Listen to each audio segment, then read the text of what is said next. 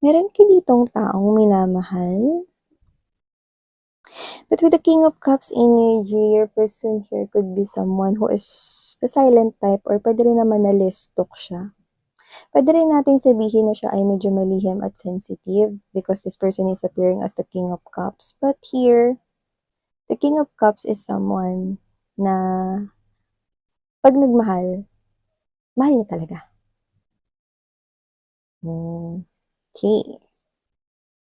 But here, King of Cups to the Moon, it's like this is something here na pwedeng meron siya ritong hindi sinasabi or nililihim, no? Posible yon.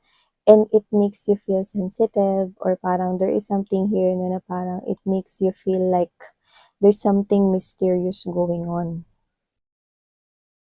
I don't know what that specific situation is, but this is you. It keeps on bothering you so much.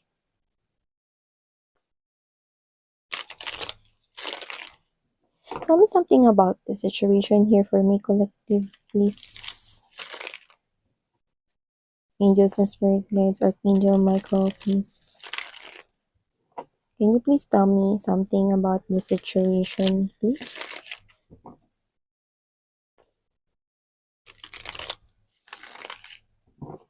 I'm seeing changes behind you.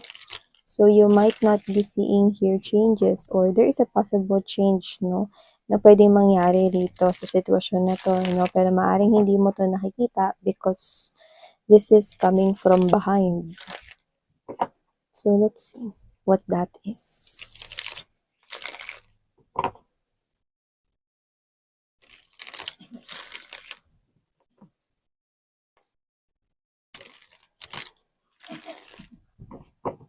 Okay, so let's go ahead and check this out. Collective.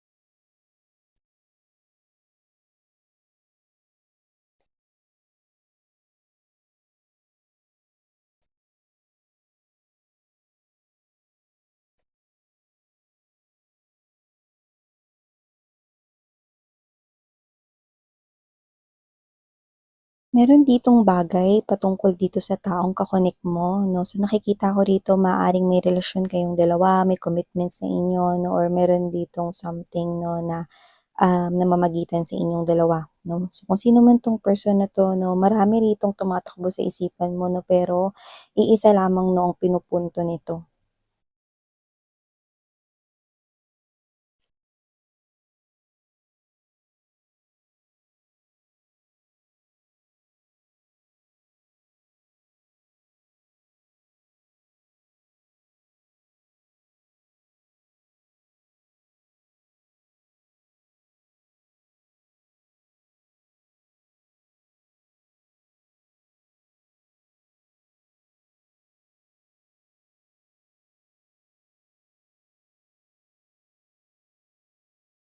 Okay. So, hey there mga my loves collective. Maraming thank you po sa inyong patuloy at walang sawang pagsuporta sa akin dito, pati dun sa kabilang channel ang Dalnim, no, pati dun sa All About Taurus. Maraming salamat sa inyong lahat, no. So, yun nga na meron tayong new channel, yung Dalnim. So, kung hindi nyo pa yun mga babes na check out, you may want to check that out, no. Yun ay for all signs, collective readings. Ang link ay nasa description box. So, sa nakikita ko dito, by the way, wala tayong gender, ha. This is quite sensitive and a little bit na parang feels personal, no?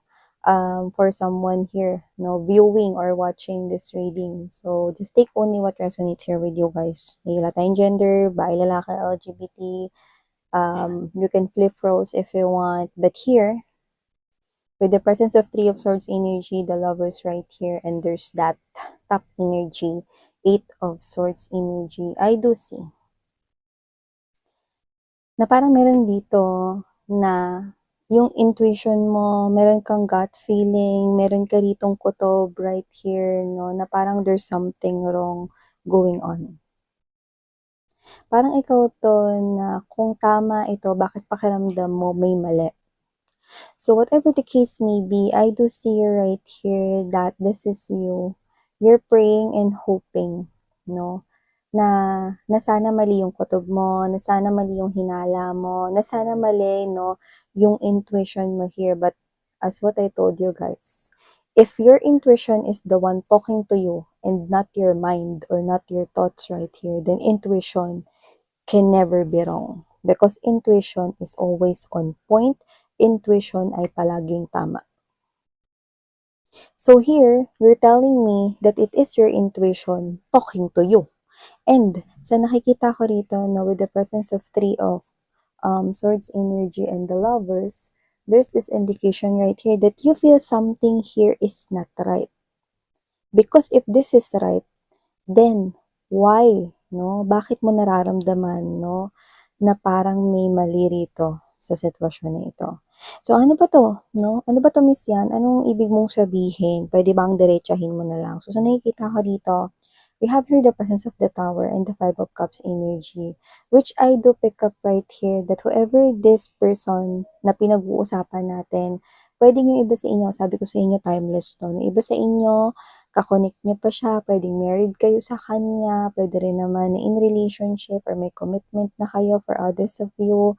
This is already done right here, yan. So, sa nakikita ko rito, puwedeng matagal na kayo nagsasama ng person na yan, matagal na rin kayong in relationship, matagal na rin kayong committed sa isa't isa, no? At dito, nakikita mo na parang meron ka ritong alam. There is this truth right here, no, na parang alam mo sa sarili mo na yun yung totoo, pero gusto mo pa rin 'no, na marinig ito or ikumpronta ito sa'yo or marinig mo ng direkta 'no, mula dun sa person mo. So, maaaring meron ka ritong bagay na nararamdaman. It's like your intuition is telling you that there is something here off about this connection with your person here, but definitely you are afraid. Why? Because you love that person so much. And you're praying na mali yung kutob mo, mali yung hinala mo, no nonsense yung bumabagabag sa'yo, na wala kang dapat i-worry, but it turns out na hindi mo kayang kumalma sa sitwasyon na ito. So, this is general reading right here. So, iba-iba kayo ng specific na sitwasyon, no? Pero meron kayo ritong bagay na pwedeng yung intuition ninyo is ayaw nyo ritong balewalain. Kasi kung intuition ninyo ang nagsasalita dito, no, sa sitwasyon na to, then tama ka. So, nakikita ko rito mga babes na parang ikaw 'to, na parang nakikiusap ka rito na mali ka sana sa intuition mo, mali ka sana sa hinala mo about your person here, no? So, whether that is a third party situation or whether that is other personal things right here, no? Ikaw 'to na bakit bakit bakit kung ito yung totoo, bakit hindi na lang sa'kin aminin ng person ko? Pinoprotektahan niya ba yung sarili niya o pinoprotektahan niya ako na 'wag masaktan dito? This is you. You're trying to solve this puzzle, no? Silently. This is you trying to find the solution right here. Like you're trying to shut your eyes, no? Yes. Shut your eyes. Like literally, no? Parang yun yung idiomatic expression na sinusubukan mo rito, no? Na magbulag-bulaga in this type of situation. Why? Because sometimes we really have this hard time to accept the truth. And all of us, okay?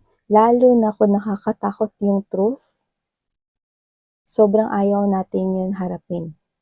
And this is you, you could be waiting here for that time na sabihin niya na lang to sa'yo ng diretso or aminin niya lang tong bagay na to sa'yo, no, nang hindi to manggagaling sa'yo, no? But it it almost tortures you every day.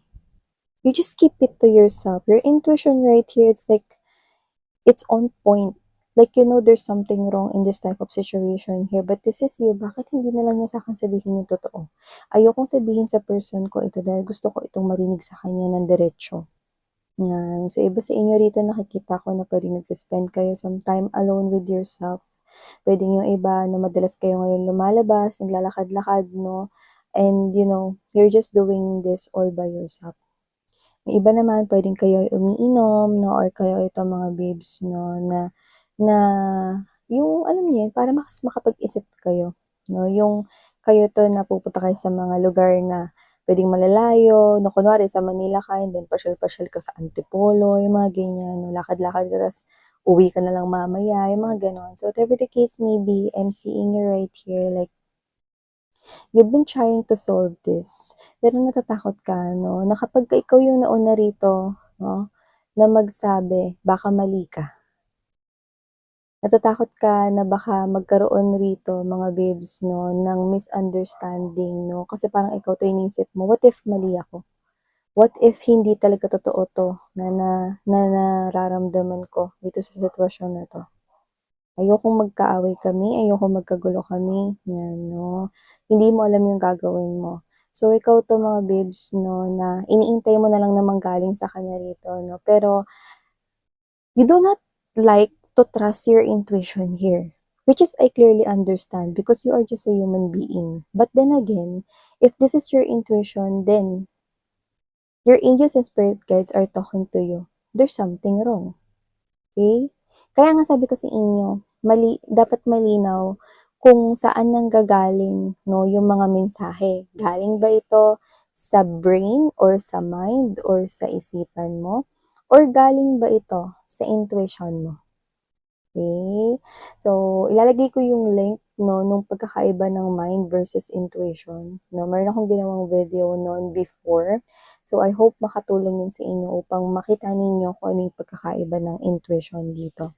So, ilalagay ko yung link niyan sa description box, so puwede niyo i-check out guys. So, sa nakikita ko rito, this is you, Two of Swords energy right at the center of this reading. Hindi mo alam kung hihintayin mo na lang ba yun na mag-open up siya sa'yo, ay paano kung itago niya yung truth dito sa'yo. Parang ikaw takot ka ritong marinig yung truth 'no. Well, actually takot ka rito mga babes 'no, na na makumpirma na tama rito yung iniisip mo about your person, na tama yung hinala mo about this person right here. So you're trying to divert or ibahin or ilihis dito 'no, ang iyong ang iyong isipan dito sa sitwasyon na 'to. Pero everytime na nakikita mo siya, it just hindi mo lang maiwasan, excuse me, hindi mo lang maiwasan mga babes 'no, na isipin 'tong bagay na 'to 'no, and the more na tinatago mo 'to about your person here, the more na, nato-torture ka. Yun yung nakikita ko rito. It's a torture to you sa heart mo and sa iyong mind 'no, sa mental health mo rito. So nakikita ko rito mga babes 'no, that if you are really not sure, okay, about the situation here of what you need to do, then you need to search for that information. Maghanap ka rito mga babes 'no, ng mga information na makakatulong sa'yo 'no, dito sa sitwasyon na 'to. Kung meron bang proof or evidence yang iniisip mo, yang kutob mo, yang hinala mo, okey? Or alam mo yun, take some kind of action, okey? You need to do that in order to calm yourself. Kasi dito nakikita ko 'no, na parang natatakot ka rito na marinig rin, mula sa bibig niya 'no. What if tama tama ako, parang gano'n ka, what if tama ako? Kaya ko bang i-handle ang truth?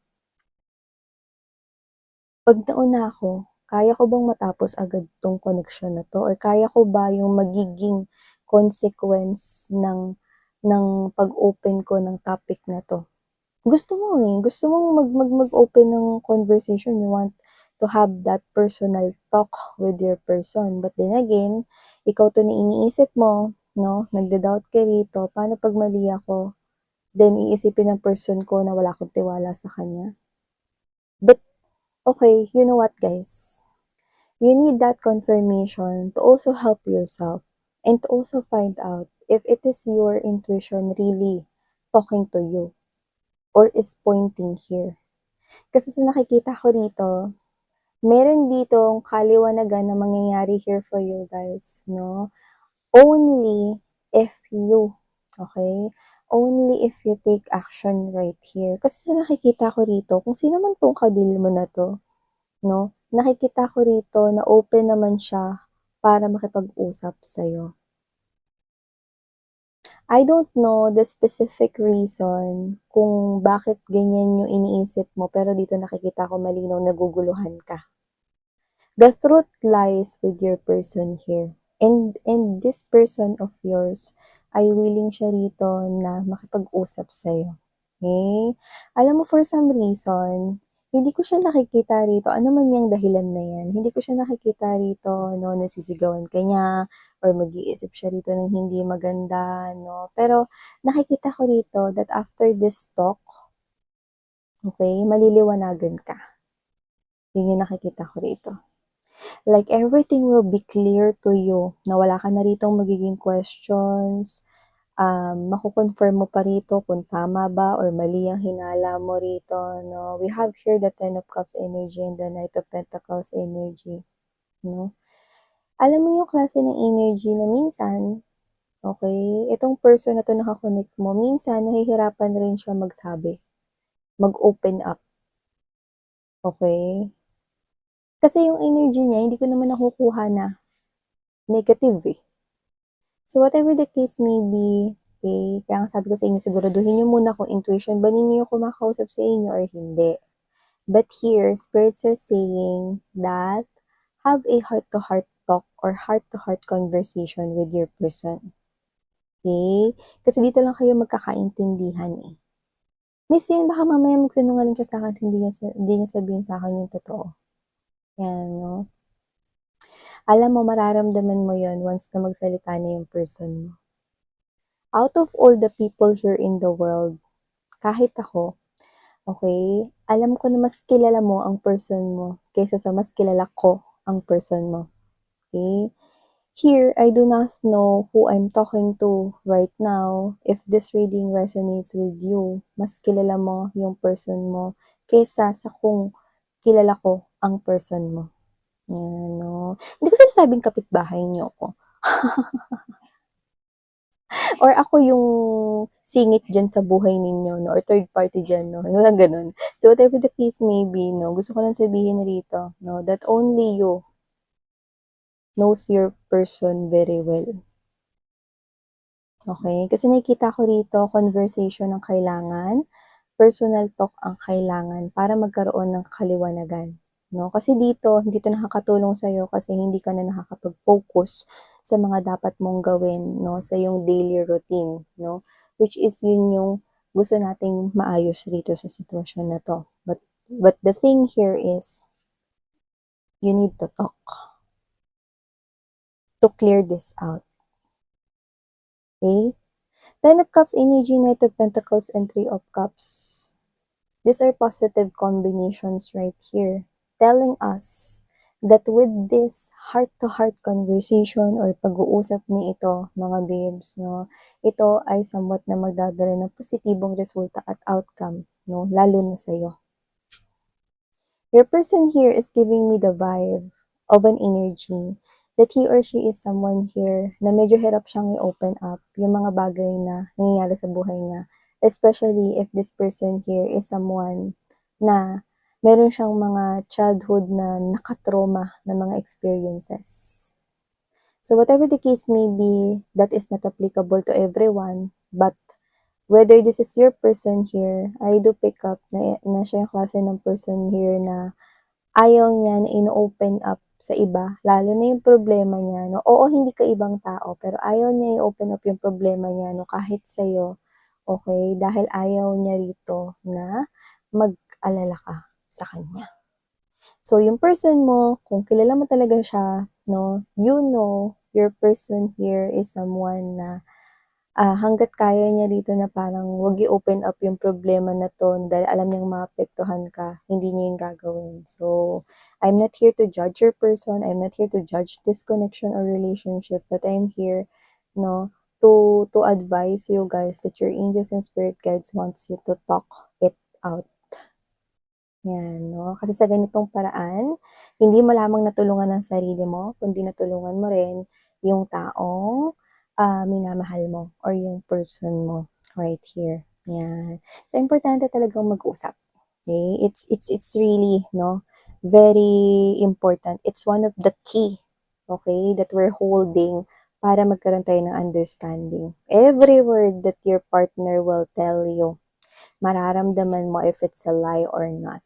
But here, okay, I'm gonna cling to your person here, he or she, hindi siya nagbibigay rito, no, na yung usap na to, no, is isang play lang, no, para sa kanya. Your person is giving me the vibe that he or she will tell you the truth about the situation here, okay? If this conversation was being initiated here. So yeah, these are all the messages I've got right here sa inyo. Just talk it out. So yun nga na maraming thank you sa inyong lahat and sarang heyo, love and light. Annyeong!